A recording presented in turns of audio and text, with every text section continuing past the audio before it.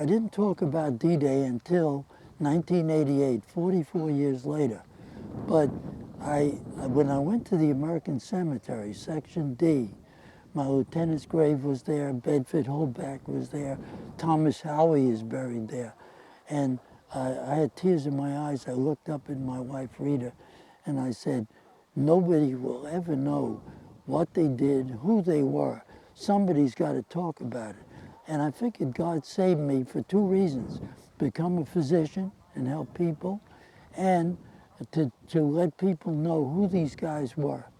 So at first I wrote books, and I mentioned each person by name, where they came from, and what they did on D-Day.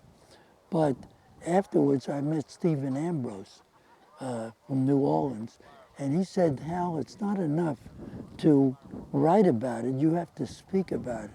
So then I started speaking, and I've spoken all over the world. You know, we had a 3-hour boat trip in, you know, from the His Majesty's ship Javelin, and the poor guys got seasick. They were wearing these heavy combat jackets, which I didn't wear, and of course I wasn't as small as I am now. I was 200 pounds, 5'10". I shrunk a little, but all these guys that you knew as your friends, you trained with them, and they're laying dead. When I got to the seawall near D1, we got up on that wall. There were, one of my best buddies had his face shot off. He died about 10 minutes after I got there. The other fellas on the wall, Gilbert Pittenger of New Ringgold, Pennsylvania, a fellow named Zimzak of Pennsylvania, Freddie Kaufman of New York, they were still alive, but they were all wounded. At the bottom of the wall, on the sand, was my best buddy on D-Day, laying face down in the sand with all his equipment on. He had his walkie-talkie radio. So it's sad. I still, when I go to Dog Green Sector, I can picture all the bodies laying there. And I know exactly where each man got killed. The thing that was frightening was the German machine gun. They never let us hear a German machine gun. And it was like zip. And it was very frightening. But fortunately, I didn't get shot by a machine gun bullet. I got an 88 millimeter shell. I felt like, why me? You know, why? When I got off the beach, I followed a big Georgia boy named Dominic Suro.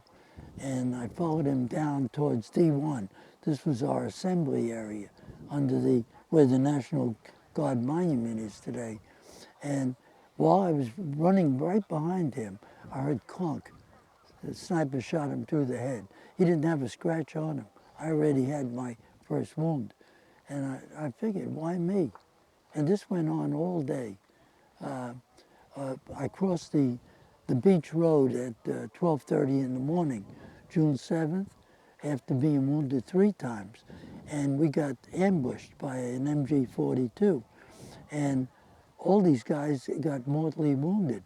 I got shot, took away this lip and took away the upper jaw here, teeth and gums on my tongue. And you figure, why me? And then there's German planes going over us at 12:30.